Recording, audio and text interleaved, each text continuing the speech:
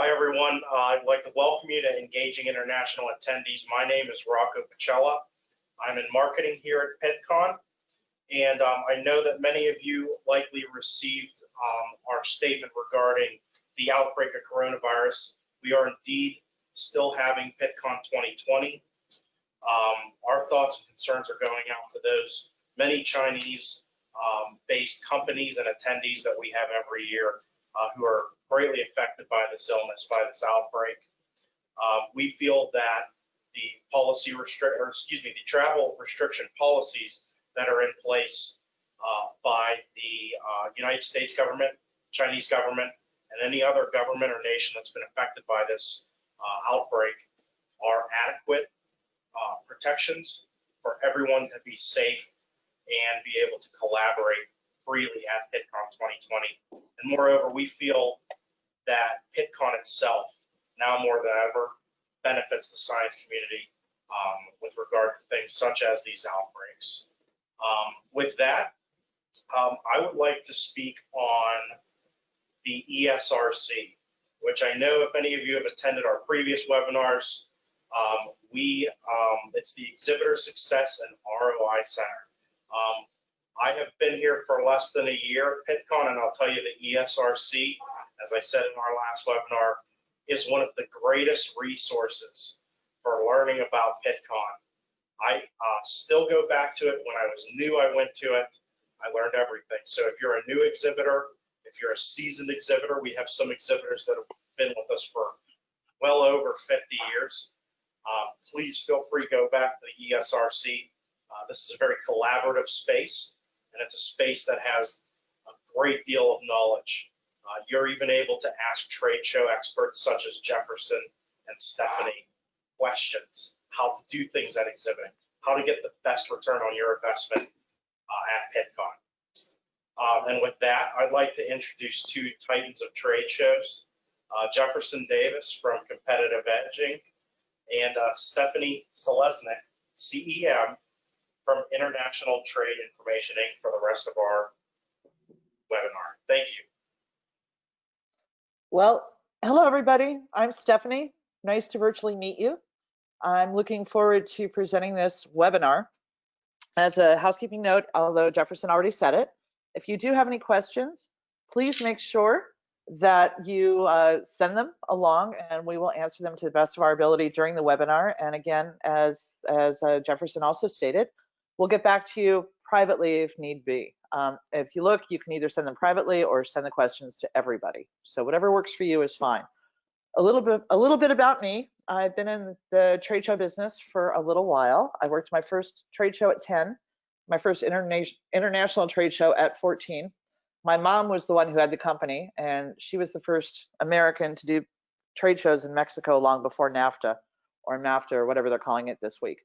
I have worked in a lot of different industries. I blog, I'm active on social media, and really enjoy sharing knowledge. So with that, we're going to do a little pop quiz.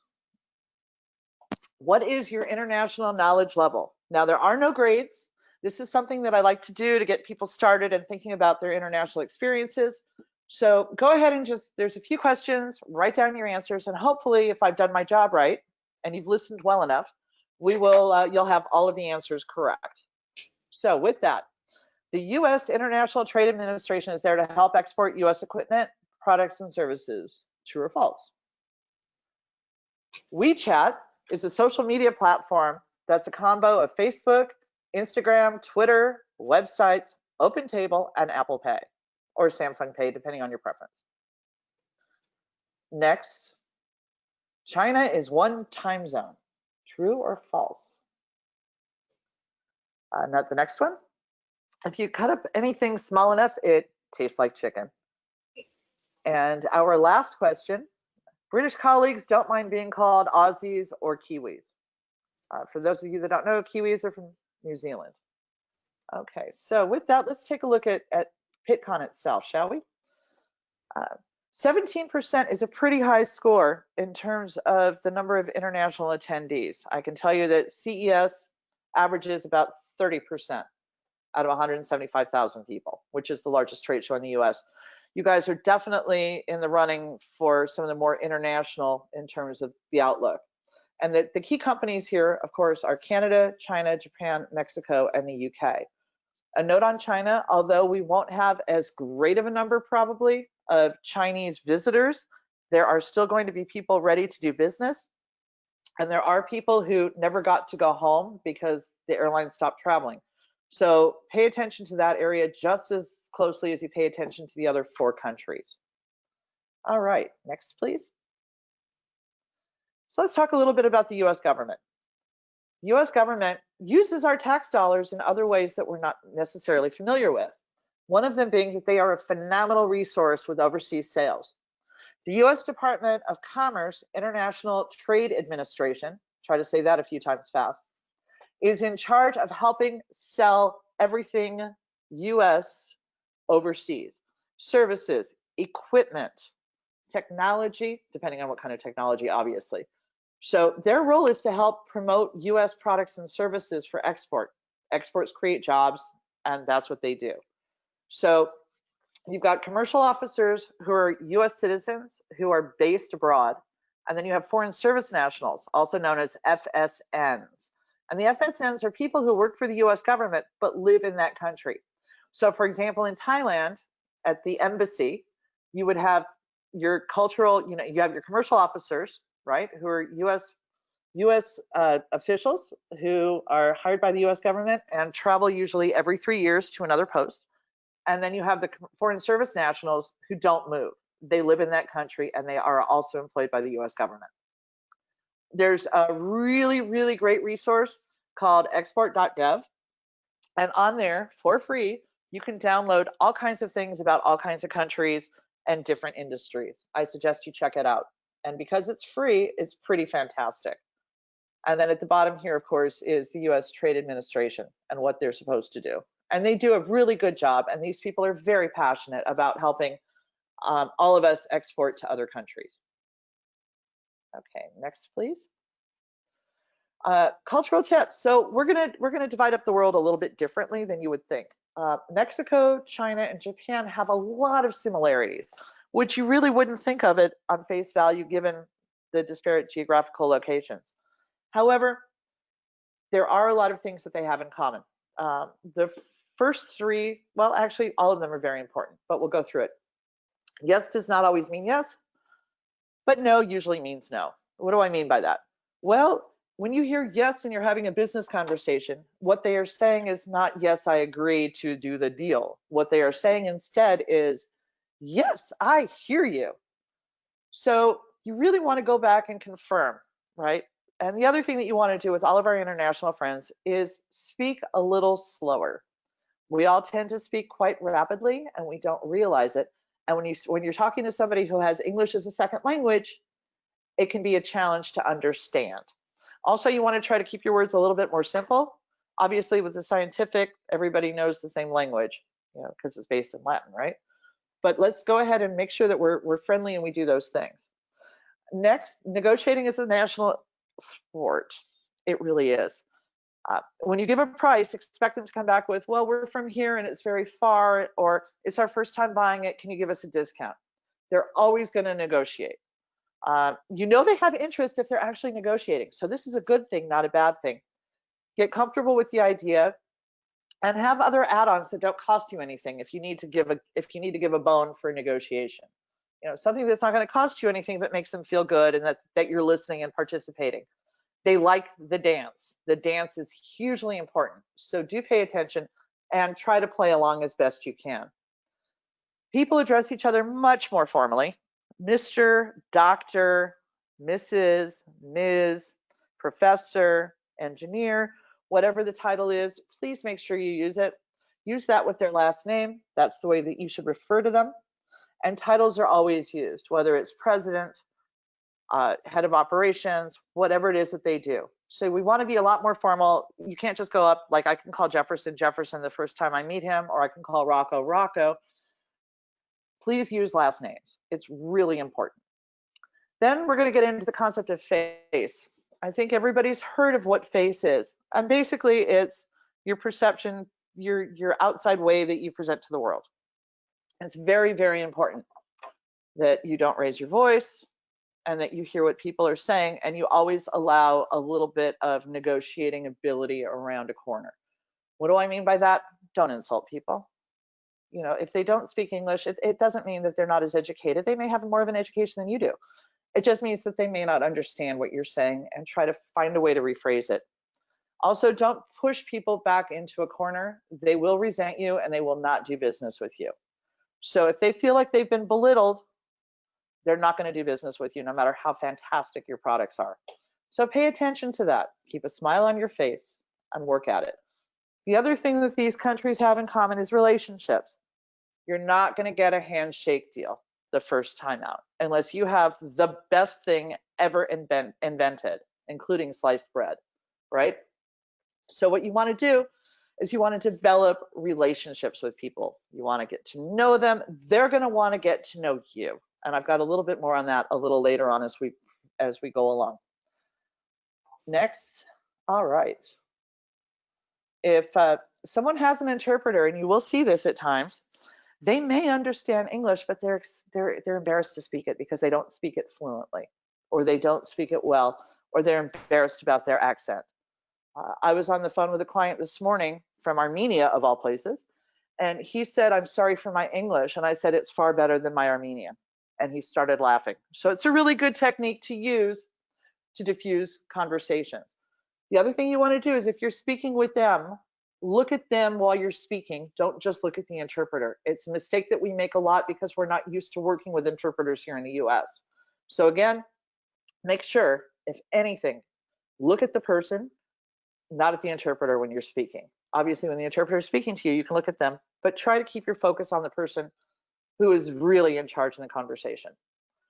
As I said before, you're going to get asked questions. You're going to get asked, how long has your business been in existence? Because it's really important. They want to know that you're in it for the long run.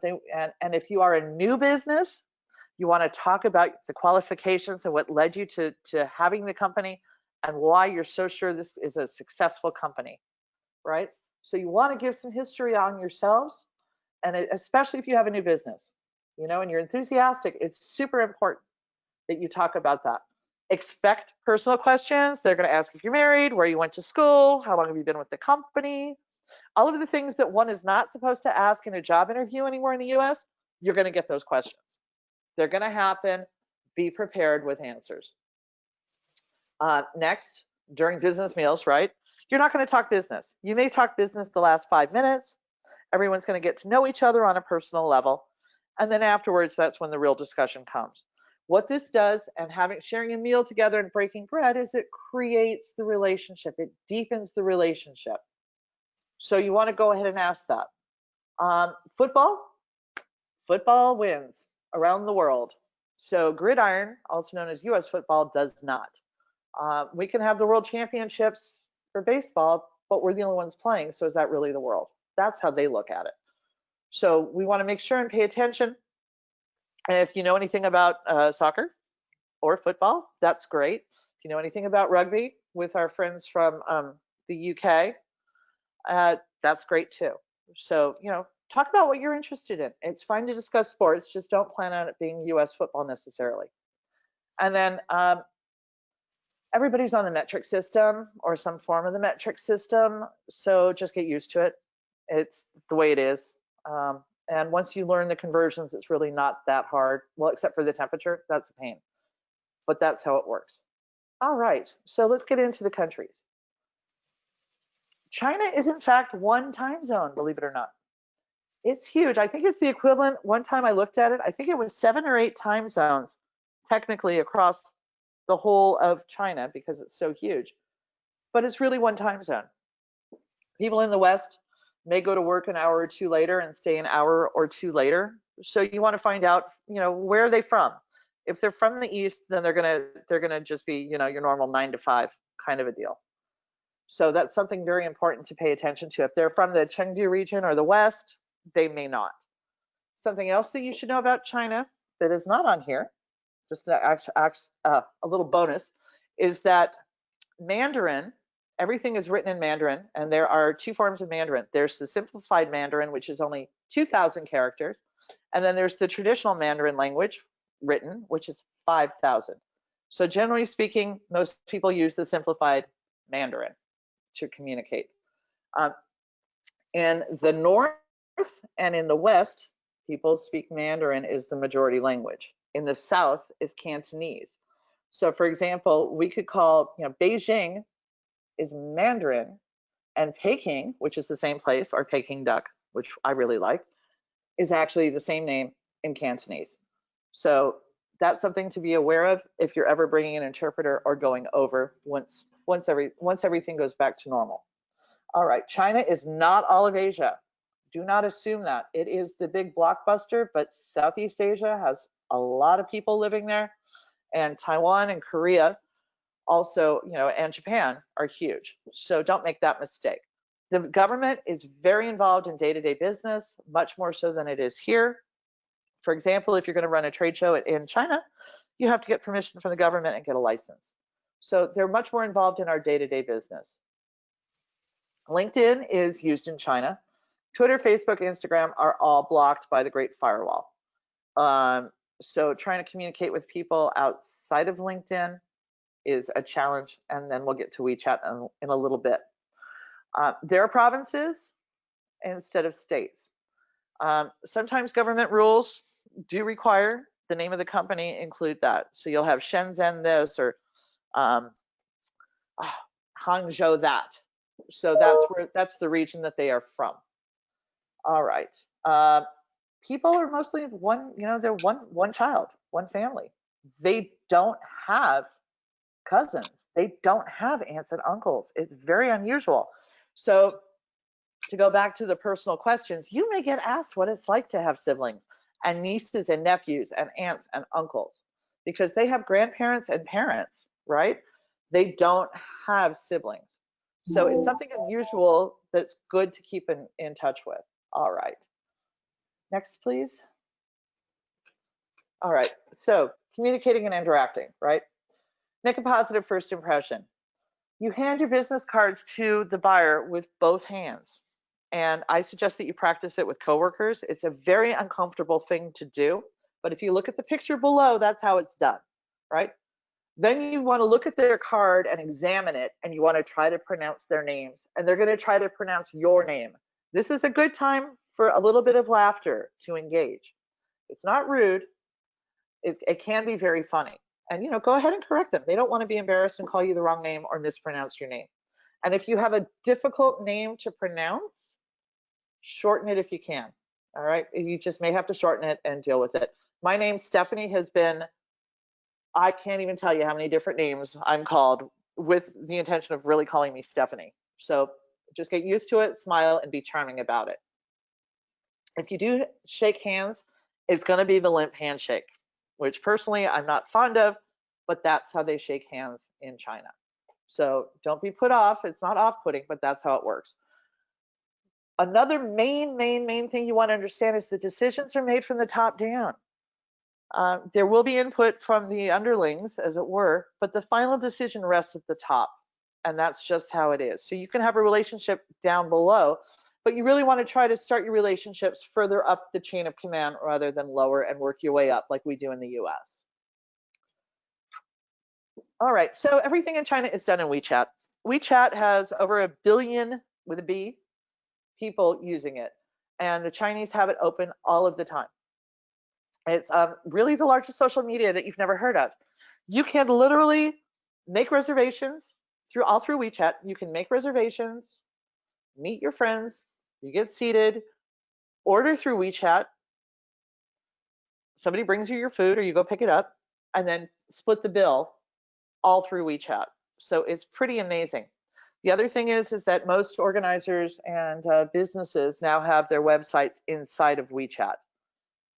So it can be a little bit of a challenge. Emails, the Chinese are notoriously bad about emails. They are so used to using WeChat that when you say you have to email people back, they look at you like you've grown a second head. So make sure that you're very clear with your speaking when you're speaking with people that you're going to email them, and then they may ask if you have a WeChat. If you don't, you can easily download it. It's free. It's pretty simple.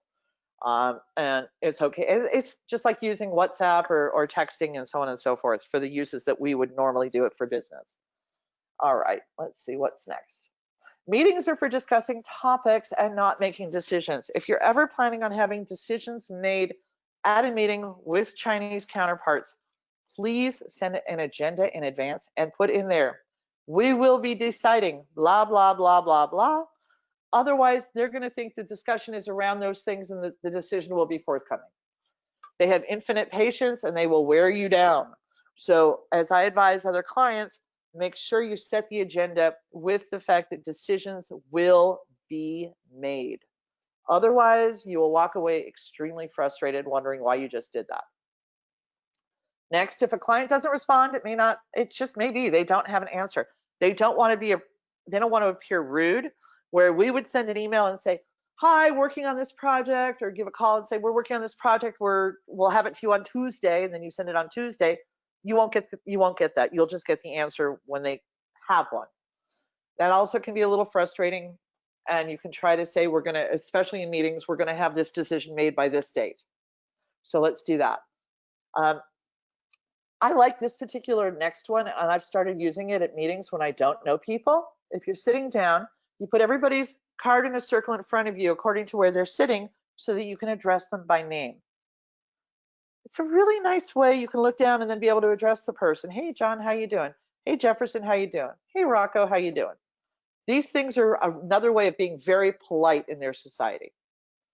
And then lastly, seating counts.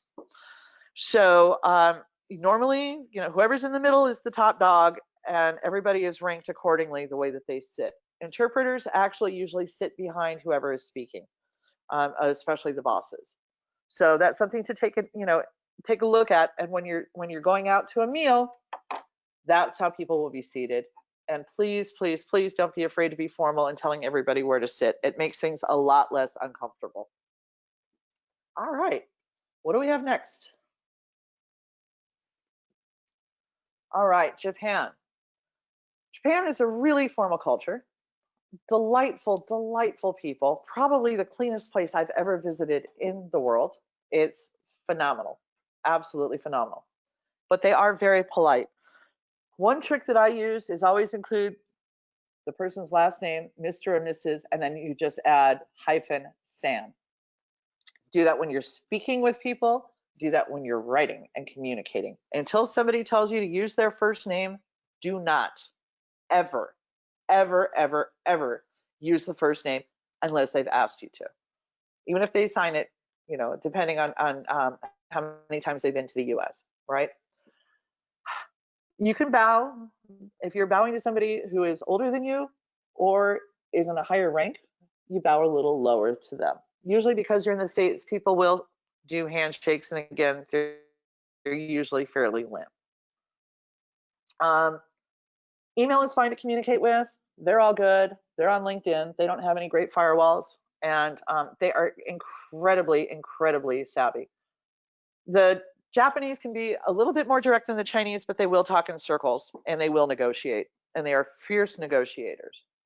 Their products tend to be very high quality, and these people are generally very, very, very well educated.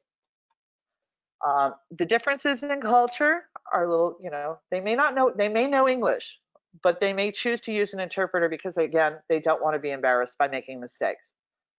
And nepotism, oh wait, sorry, looking at the wrong one. Let's see. Oh, yes, so that's about it on Japan. Yeah, the Japanese have been doing business with the US for so many years that they're quite familiar with our customs, and we do share a lot in common in terms of love of pop culture. So pop culture can always be a really fun non-business conversation to have.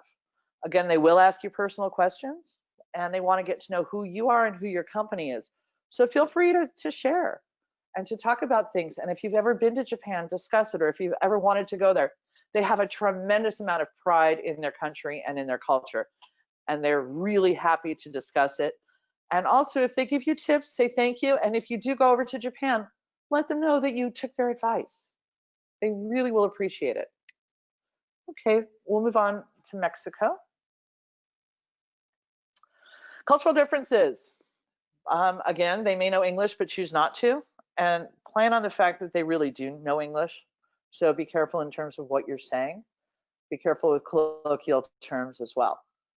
Business people, the ones that I've worked with, tend to be very much university educated. If they are a doctor, you refer to them as Dr. So-and-so. If you see on somebody's business card, it has the initials ING, it stands for ingeniero or engineer. So it means they are very well educated, and you call them ingeniero Gustav, ingeniero, I'm not thinking of the last name right now, Gutierrez, for example. So you want to go ahead and use those titles that are on those business cards. You don't have to use the initials afterwards, just use the titles. To make a first impression, you want to make a pretty medium to firm handshake. Once you get to know the Latin men, the Mexican men, they share an abrazo, which is called a hug. It's a hug, and it's just a hug with a little pounding on the back, sometimes a little more firm than maybe one would want. And that's done between people who know each other. And it's a very kissy culture. So a kiss on the cheek, on one side, is perfectly acceptable for the women that you know. Next. All right. They probably will not answer you, your phones, your emails, your texts, if they don't have an answer. I had an office in Mexico for many, many years and ran trade shows there. And one of my most frustrating things that I ever had to deal with was the fact that even the people in our offices would not get back to us if they didn't have an answer. It drove me absolutely crazy. The Mexican culture is probably one of the warmest, most generous cultures in the world, and the food is delicious besides. But they just don't want to make it uncomfortable, and they don't want to make you uncomfortable. So they won't tell you when something is a little problem, or a little problemita, as I like to say. They only come to you when there's a problema, something really bad has happened. And it's a frustrating part of the culture, and it used to drive me absolutely crazy, and occasionally still does. But it's something that you have to work with and understand. They don't want to inconvenience you. It's not that they're lying to you or omitting information. They just don't want to upset you. So that's something to remember in terms of the culture. It's one of those things where they're so polite, it's overly polite, and oh my gosh, I wish you had told me that this isn't working, or you didn't get this part, or whatever it is, or things didn't get in on time. So again, it's quite important. It is a top-down decision-making world in Mexico as well. There's a lot more empowerment that has gone on in the last 20 years, but at the same time, it's absolutely top-down decision-making. So while you can agree with somebody on a top level, make sure you know who's going to be in contact with who, which people are being handed over, make sure your people know who's being handed over, and that way they can continue. Also, make sure that whoever you hand it to within your organization in terms of the sales process or the fulfillment process know to contact you if things aren't happening the way they should be, because you may have to get involved again. All right. And of course, the topic of any meeting is to schedule the next meeting. My mom used to say a junta is a meeting in Spanish, and she always used to say the whole subject of the junta is when the next junta is going to be. So again, if you have a set agenda, you will find, along with the Chinese, that you will get a lot more decision making happening. And it really may not happen at the meeting. It may be that quiet conversation on the way out as you're saying goodbye, thanks for your time, when somebody says yes. So don't discount it at all. All right, next, we've got our friends from the north. Please, please, please never refer to Canada as a US state. Whatever you do, it's probably one of the most insulting things you can do to the country that has been voted the most friendly in the world. So please don't do that. The culture in Eastern Canada is a little different than it is in the West, as one would imagine. It's like saying New York and LA are the same, or New York and San Francisco are the same. They are not. And the Midwest is completely different as well. So we want to make sure and understand that. There's a parliamentary government system, and they have provinces and 10 territories. They don't have states. So Ontario is a province, it is not a state. They have 2 official languages, English and French. Sometimes you are required to submit things in both languages, especially when it comes to manuals and those kinds of stuff. So you want to make sure and check with your Canadian counterparts that you are in accordance with the government. Hockey is way bigger than football. I think everybody knows that. And they do use the metric system. So another thing to be aware of. When making a first impression, make sure you smile, give them a firm handshake, and don't be surprised if they say A. It's kind of hilarious, like, oh my God, this is true, but they do. It's I've found the Canadians to be very forthright in terms of business. They're very much like we are. Next, please. And they do tend to speak a bit slower. So think of our Southern friends with a little bit even of a slower gait, and that's a pretty typical thing. Really, otherwise, things aren't that different. We like a lot of the same things. We have the same culture. We have different money, of course. And you've got what Tim Hortons instead of Starbucks. So just be aware of those kinds of differences. Okay. Next, we're going to talk about the UK. The British accent is different. It is not the same as our Aussie friends, the Kiwis, or South Africans. So it's okay to say, what part of the UK are you from? Remember that Scotland and Ireland are part of the United Kingdom, and their accents are definitely different, and it's pretty obvious. The British tend to be much more reserved. They're a bit more formal than we are. They do use titles at times, Misters and Mrs. But again, they're a little bit more reserved, so you don't want to start off the bat being overly aggressive. Sometimes we get so excited and we're on the show floor and we're doing really well, and these British guys come up and we want to talk to them, and we have to just slow it down and step back a little bit and really think about our messaging and what are we selling and what benefits is it to them. And I think we'll be fine. In terms of the government, it's a parliamentary system again, where they have a prime minister and, of course, the royals, which we've all heard about. To make a positive first impression, you want to have a firm handshake, and please, again, don't come on too strong. Next, we have, well, we all speak English, right? Not all the words mean the same things.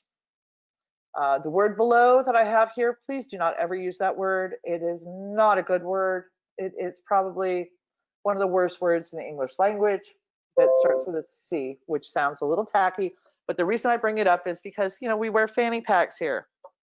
They call them butt packs everywhere else in the world. So just be aware of certain words. That's probably the worst common use word that we would all use in normal language that they would find offensive. All right, so you want to be a bit more formal until you get to know people. And if they invite you out for a drink, go. It's a good time, and you'll get to know them a lot better. Brexit just happened, and everybody is freaking out. The main thing is they still look to the US to be probably, they're looking at us as to become their primary trading partner because they're not sure what's going to happen with the EU.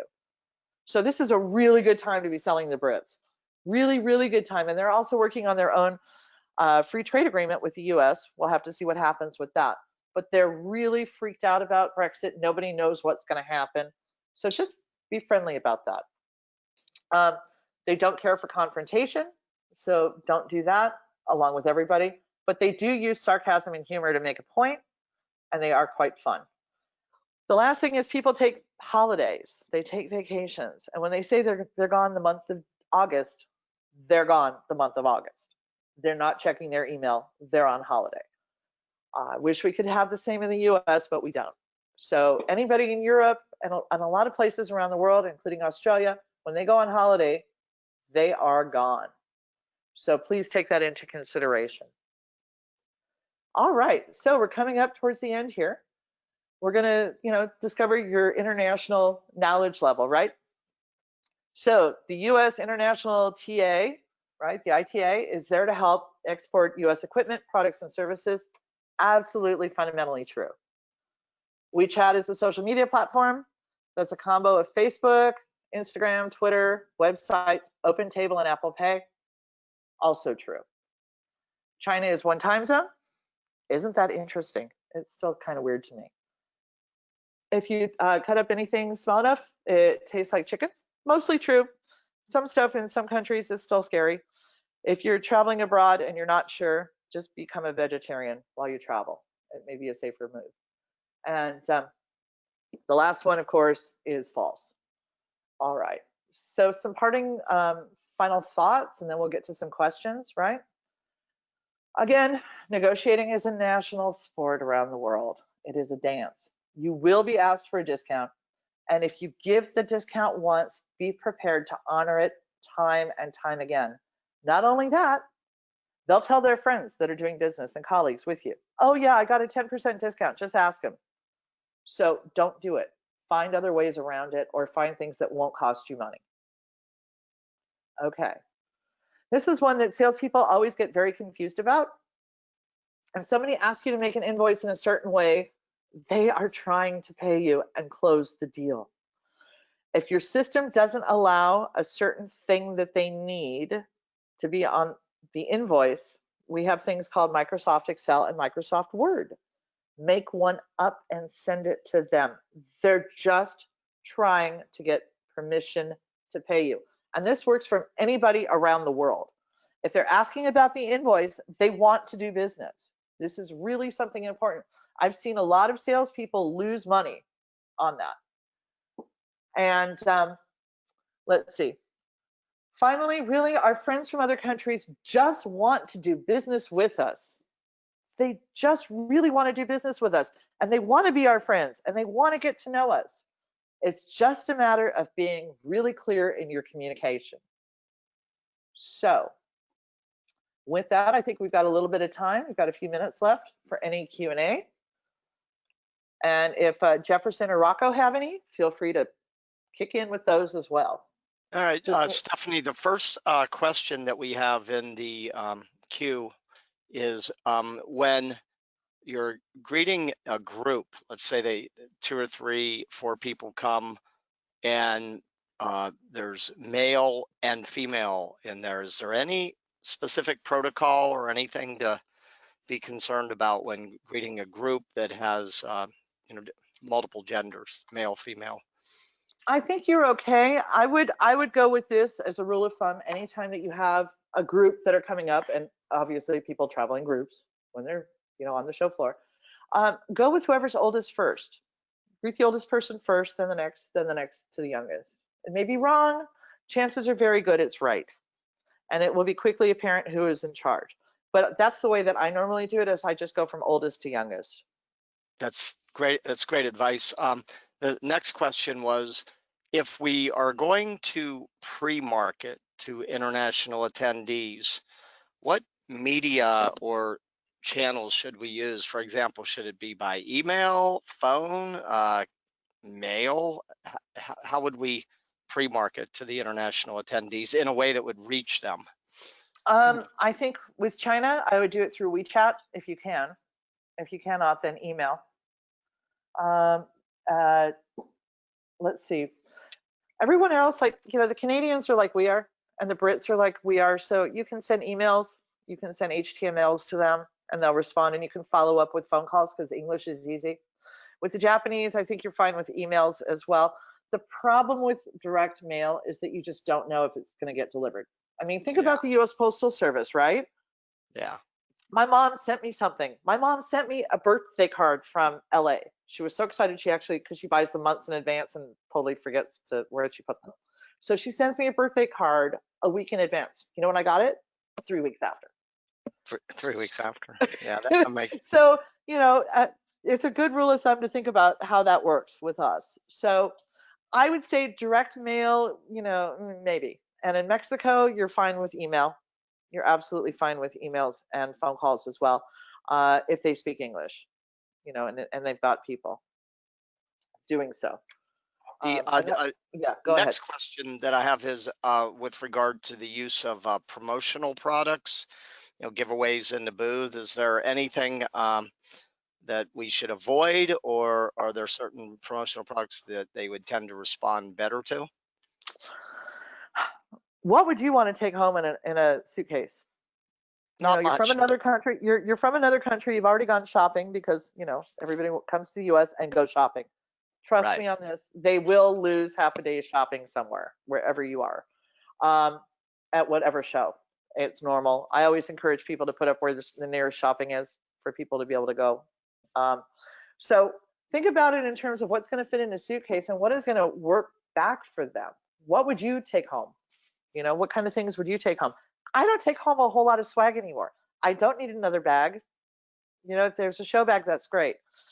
Give them something. I think it's much better to promise to follow up with something, or, you know, pens are good, things that just don't take up a lot, or something that's very thoughtful that you're only giving to a few people.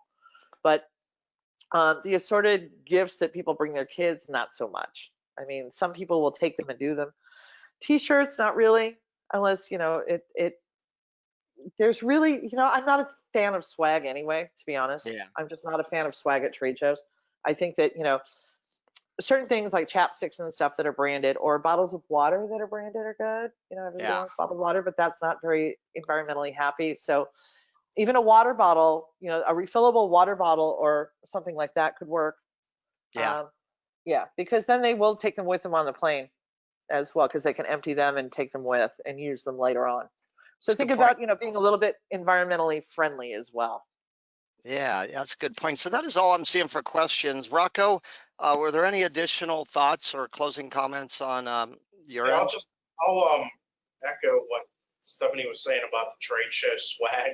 Um, we found that the best things that we do give away are the simple things that can stay on people's desks. So Yeah. Stephanie mentioned pens. We had one last year that was like popular to the point where people were asking us when we've been exhibiting at other shows if we had any of these things.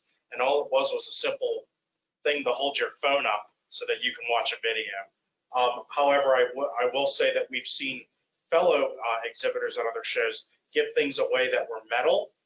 And if people have that on their carry-on, they're going to get caught. Right. That's just going to, I think along with the international, scope of this webinar, you're looking at saying, well, what are people, if they go through, the airport, what's going to, sound off the detectors and cause a hassle for them? You definitely don't want to have your brand on that. And one other thing about international mail, we don't mail to places like China, Europe, because it's again, what Stephanie said, you don't know where that's going, and you figure it's crossing oceans. We successfully mailed to Mexico and Canada, and of course within the United States. However, a workaround for mailing internationally is to have some sort of contact there that is able to print the things for you and mail them from there. So it's mailing within the country instead of to the country. That's That's great all. advice. Yeah. That's really good advice. Yeah. Wow, that's really good. Were there any additional thoughts, Rocco, as we wind down here? Oh no, this has been completely interesting. Thank you both for putting this on. And again, my final thought, since it did pop up on the screen, is please look at the ESRC, the exhibitor value, the exhibitor success and ROI center. Again, it's something I still reference. I know that everyone here at Pittcon references for how to just get the most out of it, whether you're talking pre-show marketing, in-show marketing, post-show marketing, and of course, within show marketing, how to interact with people from everywhere, and how to put on the best exhibition that you can while at Pittcon. It's a great resource. All right, well, I want to close this. Stephanie, thank you. Tremendous job. A lot of insight on how to manage interactions with the different international attendees. Rocco, some great add-ons. And as Rocco said, this Exhibitor Success and ROI Center, you'll notice on the screen it says Standout Exhibitors Report. If you're looking for visual ideas of how to make your exhibit better, we have pictorial reports of showing Pittcon exhibits in action that rock. So it's a great resource. And so I want to, on behalf of Stephanie and her team, Rocco, the team at Pittcon, Jefferson here, Competitive Edge, we thank you for being an exhibitor. And we will be seeing you at the upcoming Pittcon in Chicago in just a few weeks here. So watch your email. Please be sure to complete the quick survey. you got questions, let the learning continue, let the questions continue. Right on the screen, you'll see the Ask an Expert. If you go there, you can fire away with any questions you have. And this is all free. It's all part of your exhibit package. It's because the team at Pittcon really cares about your success, and they don't want to just rent you concrete and hope it works out. So thanks for logging in. Have a great day. Here we go. Another Pittcon coming up. We will see you in Chicago very soon. So have a great rest of the day, everybody.